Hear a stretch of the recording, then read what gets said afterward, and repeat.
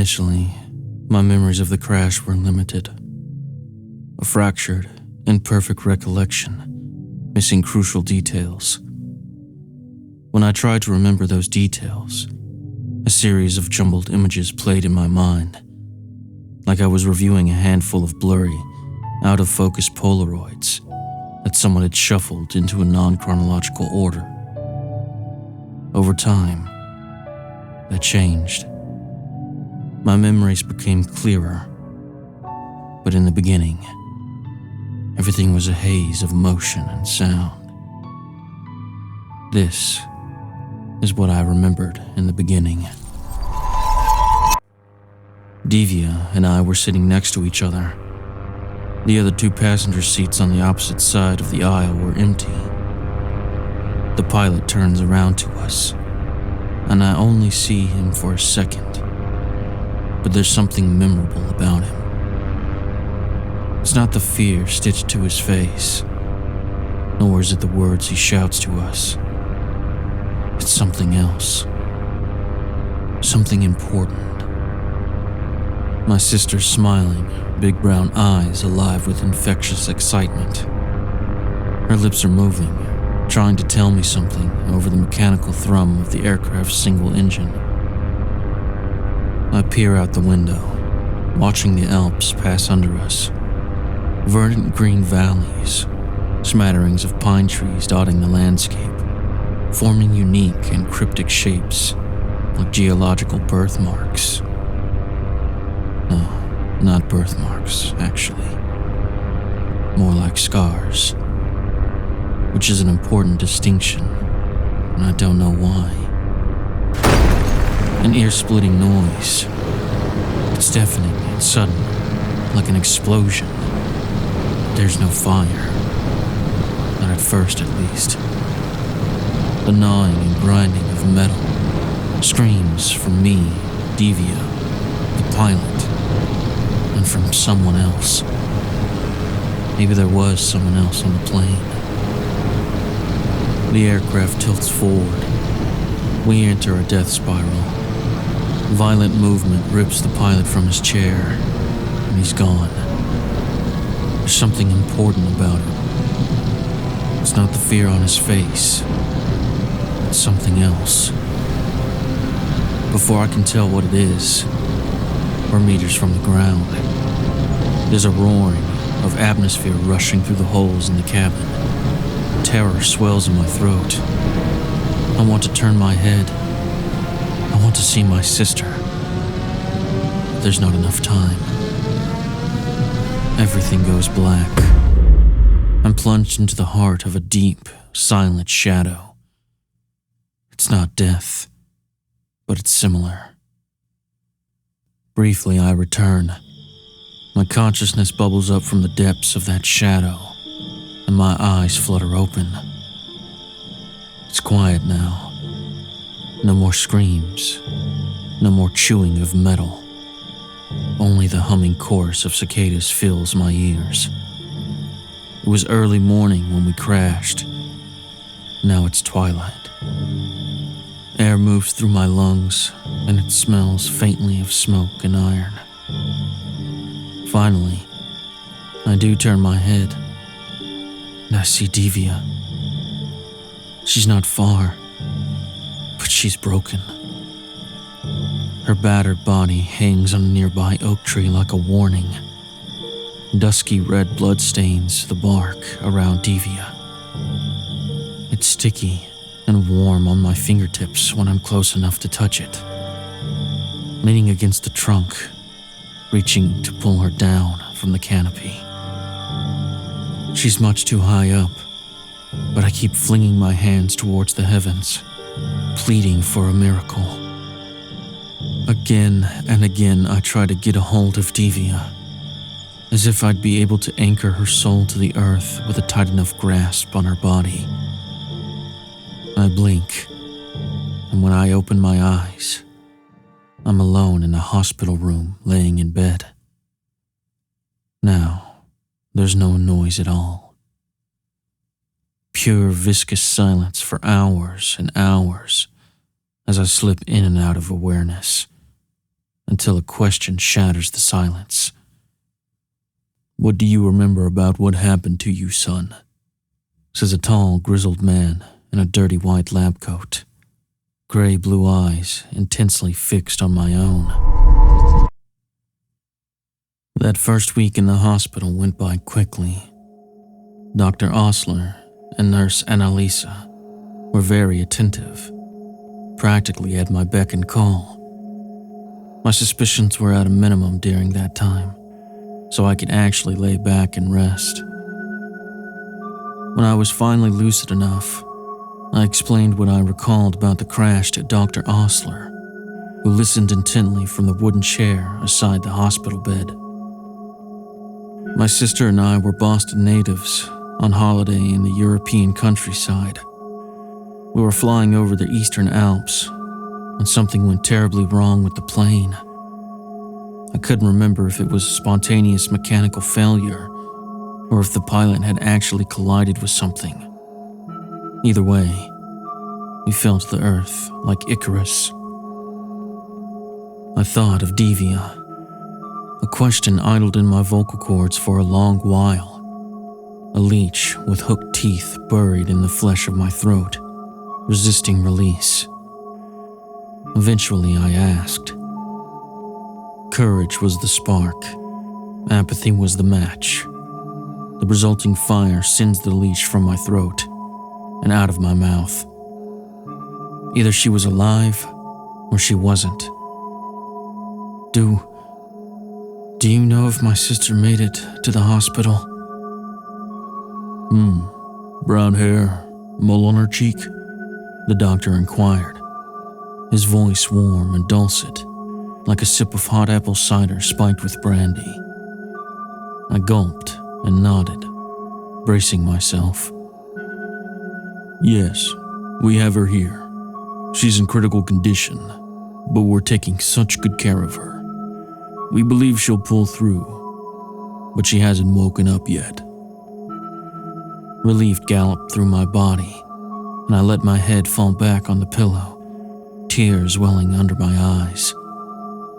As I quietly wept, he continued to fill the gaps, detailing where I was, how I got there, and what was next.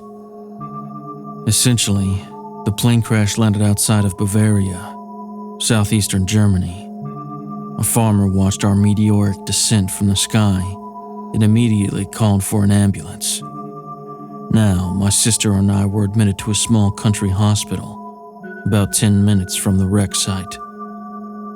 Both of my legs were broken, and I lost a significant amount of blood, but otherwise, I was intact. Divya suffered greater internal injuries, so she was in the intensive care unit. Dr. Osler expected her to make a full recovery. There were no other survivors. He stood up, patted me on the shoulder, told me to sleep, and informed me that Annalisa would be in soon to record my vital signs. "When can I see her? When can I see my sister?"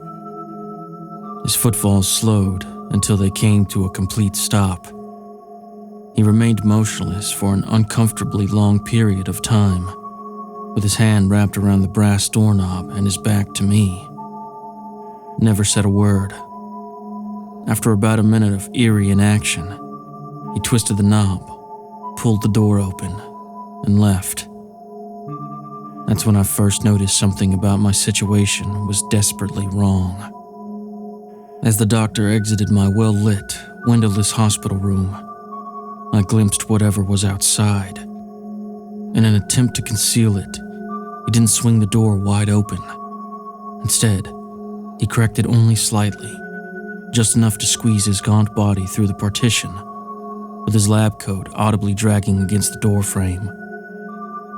Despite his attempt to block my view, I saw enough to plant a seed of doubt in my head about Dr. Osler and what he had told me.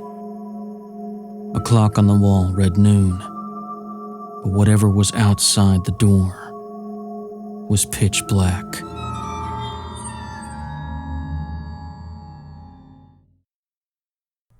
The foreboding darkness outside my room was only the first domino to fall, though.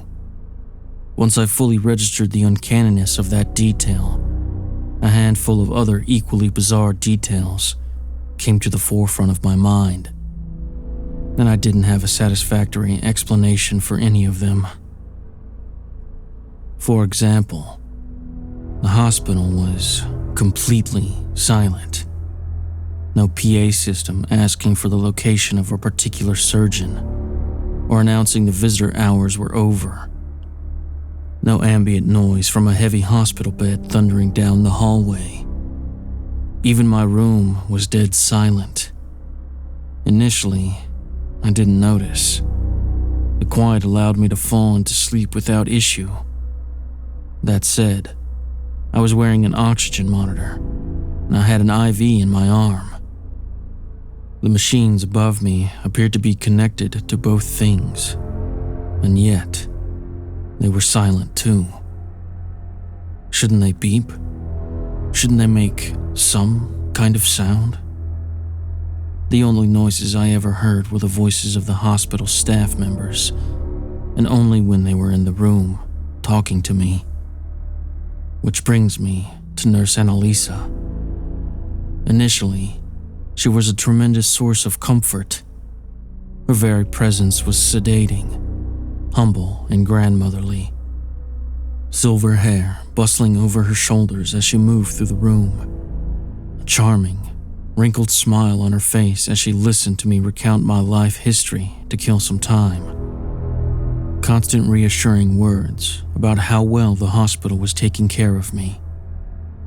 But like everything else, once I looked a little harder, Annalisa went from likable and endearing to peculiar and terrifying. First off, it seemed like she never left the hospital. For a week straight, she was my only nurse, coming and going from my room at random times, never anything that implied a shift schedule. One day, she came into my room 3 times within an hour to take my temperature, and didn't appear again until the following day. Another time, I woke up to her determining my blood pressure. The rubbery cuff tightly compressed my bicep. No stethoscope pressed to my arm, which I'm pretty sure is required for the measurement. She wasn't even watching the numbers rise and fall on the instrument's pressure meter. Instead, she was staring straight at me, reciting the same phrase over and over again. "Aren't we taking such good care of you? Aren't we taking such good care of you? Aren't we taking such good care of you?" All the while, she was continuously inflating the cuff, pausing for a moment, releasing the air, and then repeating that process. I just pretended to be asleep at first, but after an hour of that, my patience ran thin. "Annalise, don't you ever go home? Or are you the only goddamned nurse in this whole hospital?" I shouted. The cuff's deflating hiss punctuated the tension, slowly fading to silence over a handful of seconds. Eventually, she stood up, walked to the door, and exited, saying nothing at all. The behavior reminded me of how Dr. Osler reacted when I asked him about Devia honestly. I never saw Annalise again. Not alive, at least.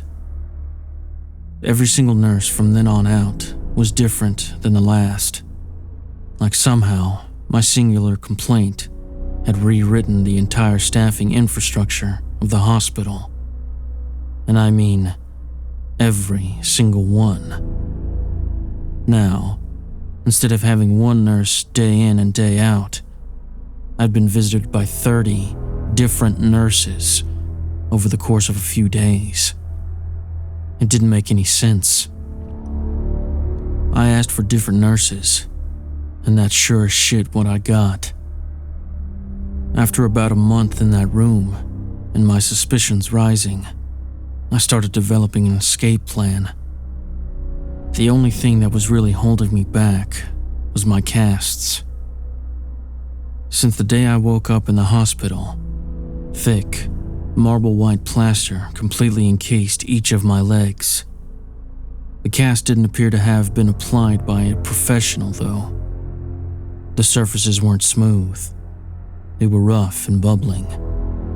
Some areas clearly had more plaster than others, and there didn't appear to be any rhyme or reason for the asymmetry. Not only that, but the material seemed unnecessarily dense and heavy, and the casts were tightly molded to each extremity. It was nearly impossible for me to move on my own, almost like they were created to function like chains, shackling me to the bed. Are my legs truly even broken?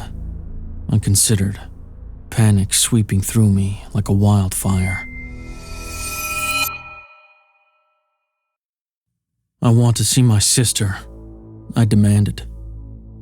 The nurse, a short man with a thick brown-red beard, dropped the clipboard he'd been scribbling on in response to my defiance. It clattered to the floor. With a vacant expression painted on his face, he walked over to the door, opened it, and left. As the door creaked closed, revealing a glimpse of the waiting shadows, I grimaced. The uncertainty of the oppressive darkness that lingered outside my room had over time begun to cause me physical discomfort.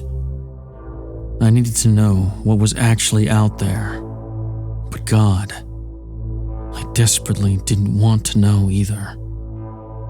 In a way, it represented my predicament. On the surface, I was in a hospital, but that was a farce.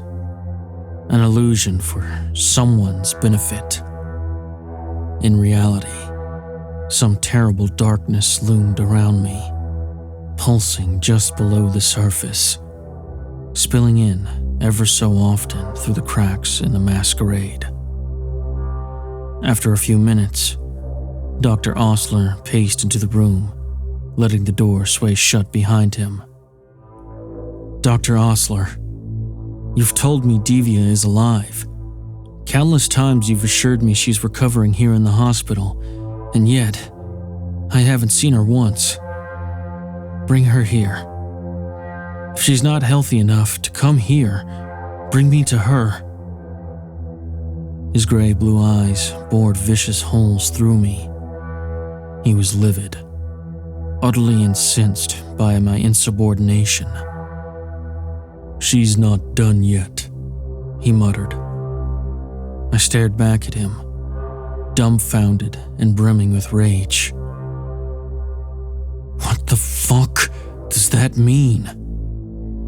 The doctor looked away from me with a contemplative glint behind his eyes, recalibrating his response. With his head turned to the side, though, I felt another emotion simmer inside my skull. An uncomfortable familiarity, as I studied a subtle skin-toned line that coiled down the side of his nose. My mind was pulled back to the day of the crash. Before that horrible realization could fully crystallize, he spoke again. Divya's not ready for visitors, I mean. All right, well, what's the holdup? Tell me why she's not ready. His gaze met mine again, now grim and resolute. Soon. As that word crawled from his lips, he turned away from me and marched out into the darkness. I said nothing. No protestations, no name-calling, no angry last words. Instead, I felt my mind race. My nervous system buzzed with furious static, trying to comprehend and recollect the overflow of information bombarding my psyche. Something about the way Dr. Osler's face contorted as he said that last line made the whole thing click into place. The pilot had a scar just like that. I could see it clear as day in my head, and I could finally recall what he shouted to Divya and I as he turned toward us from the cockpit, fear stitched across his face. Something just landed on the wing. Moments later, that something violently ripped him from the plane.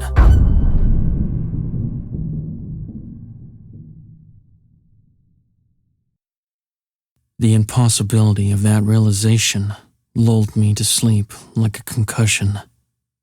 Mental exhaustion just shut my body down minutes after the pilot, Dr. Osler, left the room. When I awoke, it was midnight. I'd been asleep for a little over 6 hours. I may have slept for longer had it not been for a sharp, stabbing pain in my lower back. My salvation disguised as agony. I pushed my torso forward, twisting my hand behind my back to dig for the source of the pain. After a few seconds, my fingers landed on the curve of something metallic that had punctured through the fabric of the ancient bedding. Once I recognized the spiral object, my eyelids excitedly shot open. It was a tempered steel spring. Time and use had eroded the tips to where it had become sharp. The thing wasn't a buzzsaw by any means, but it was something accessible that could maybe dig through the plaster casts that prevented my escape. However, before I could start trying to tear the spring out, a disturbing change compelled my attention. For the first time in a month, there was no light in my hospital room. As I scanned the darkened scenery, attempting to orient myself, I noticed something else as well. Something that pried the wind from my lungs, leaving me breathless and silently begging for air. A motionless blob of contorted shadow in the corner. Someone was in the room with me. Who's there? I whimpered. The silhouette sprung to life, stepping forward until they were looming over the end of my bed. When it grinned, my heart leapt, dancing between relief, disbelief, and terror, never staying on one emotion for too long before moving on to the next in the cycle. Divya? At first, she nodded her head slowly, but over a few seconds, her nodding sped up, becoming frantic. Inhumanly quick vertical pivots that seemed to have enough force to shatter the spine in her neck. Greedy paralysis enveloped my body. I couldn't move. I couldn't speak. I could just watch as Divya lumbered around the side of the bed until she was right over the top of me, still rapidly shaking her head up and down. As she bent over the bed railing, the nodding stopped abruptly, nearly forehead to forehead. My sister finally responded. Yes, it's me. Don't worry, okay? In fact, don't ask about me. I'm fine. They're taking such good care of us here. Her eyes were no longer brown. They were gray-blue, like Dr. Osler's, like Nurse Annalise's, like every other nurse's eyes, actually. And with that, she stood up, turned away, and walked out the door.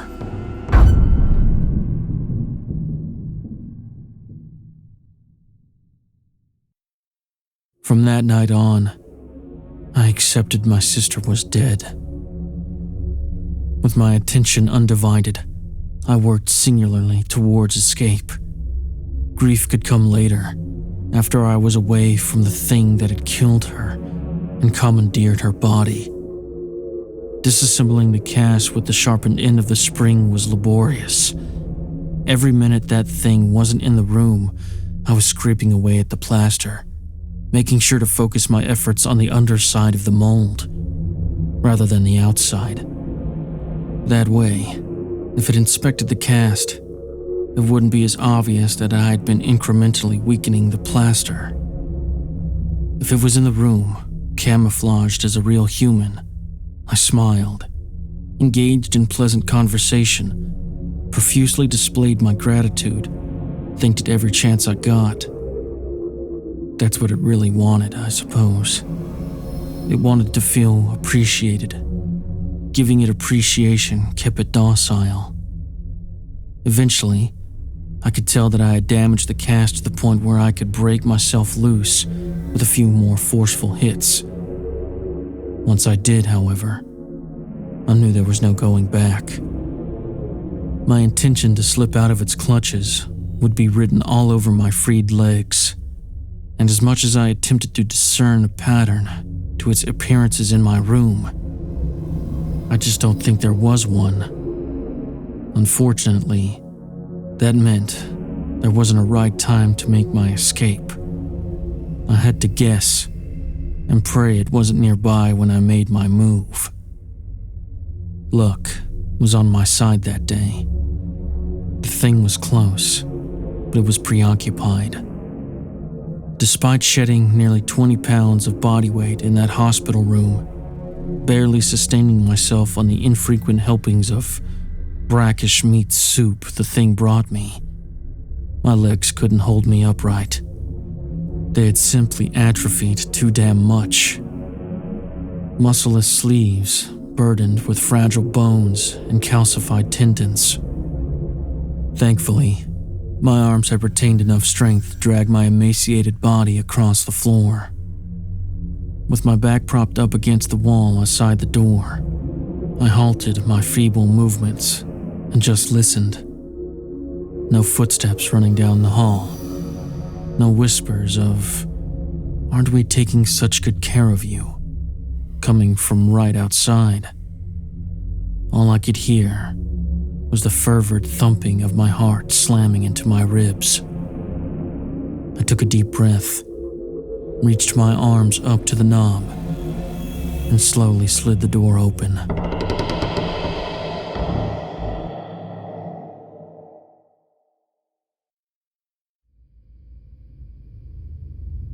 It wasn't hell on the other side of the door, like my restless mind had theorized on more than one occasion.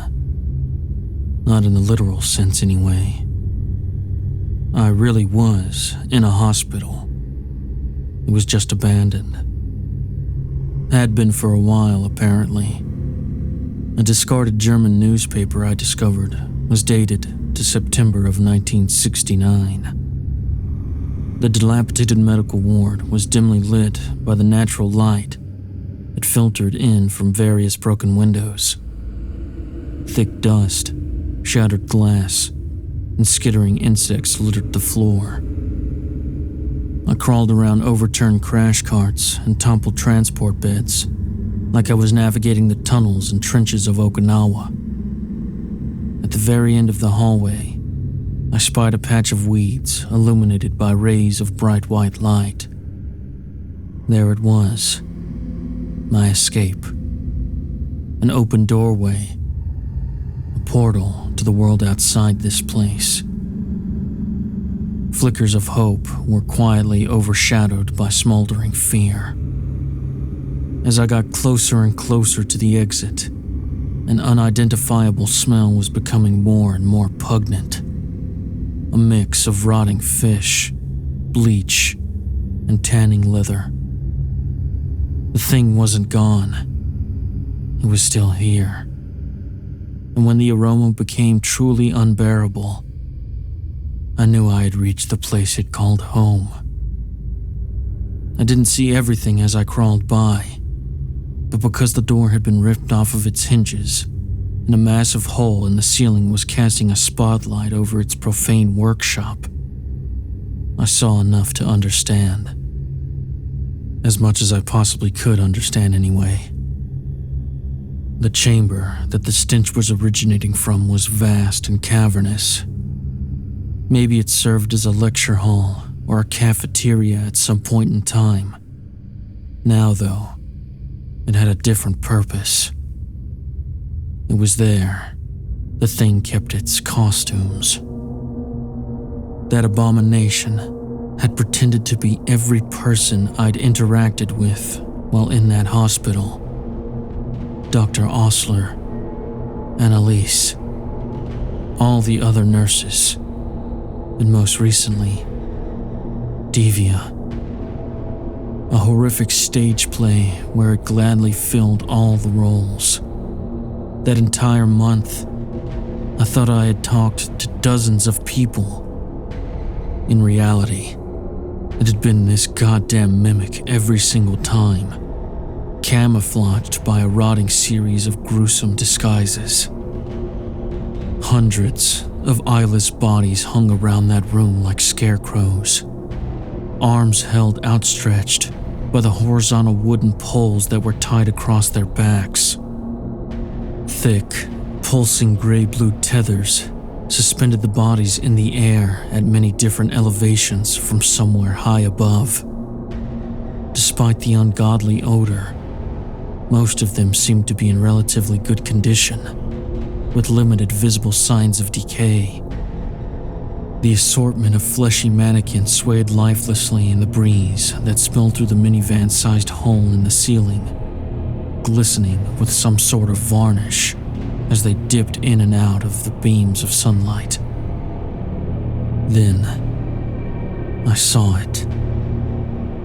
A gray-blue mass of muscular pulp, roughly in the shape of a human being, cradling Annalise's eyeless corpse in its malformed arms at the center of the room.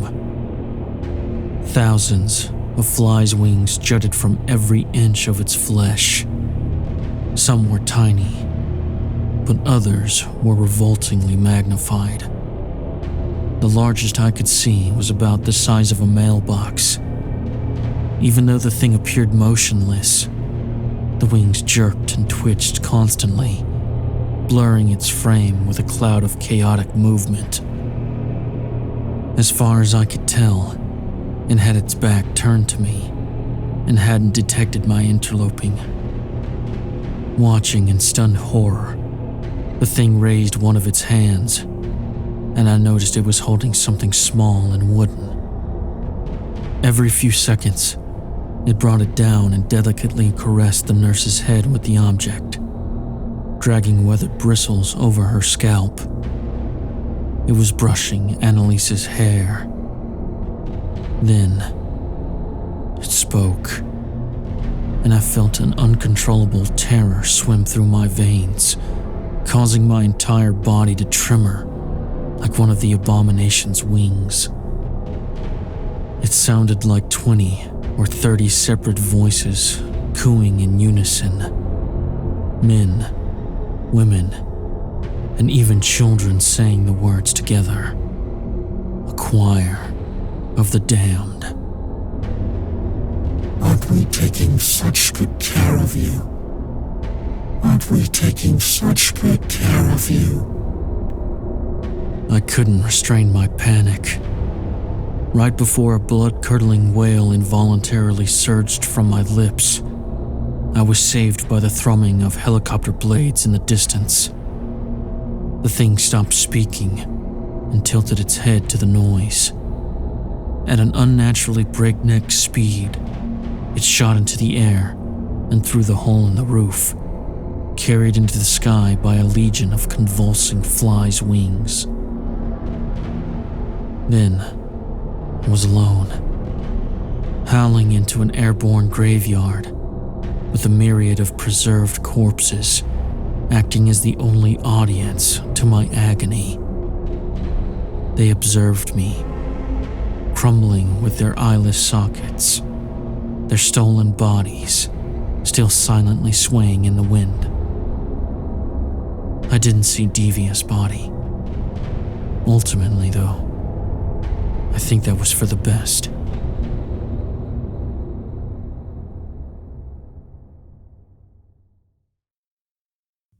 After I crawled out of the hospital, it took me nearly a day to stumble across another living person, a man and his hunting dog.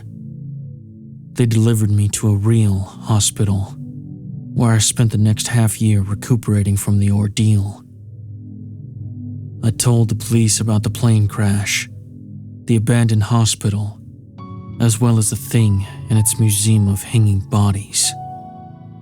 They didn't dismiss my claims, nor did they call me crazy, but it was clear that they didn't plan on investigating it either.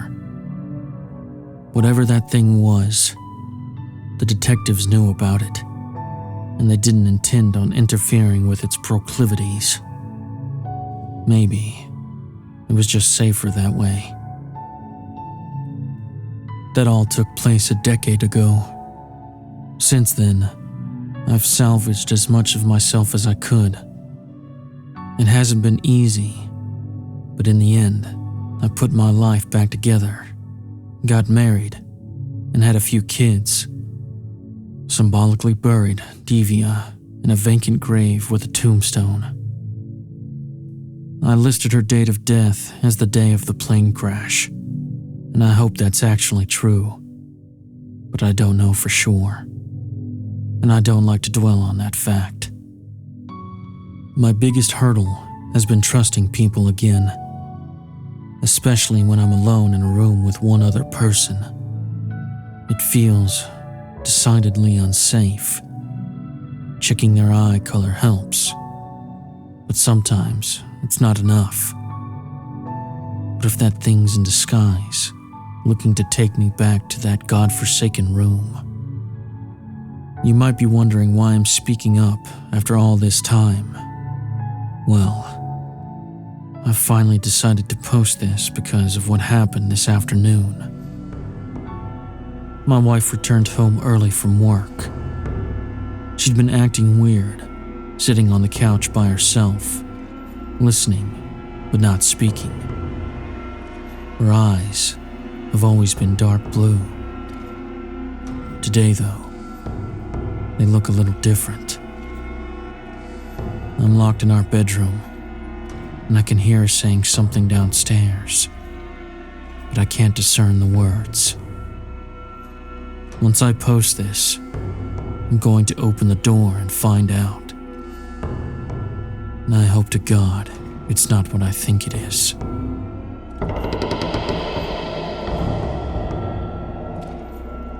We're going to take such good care of you.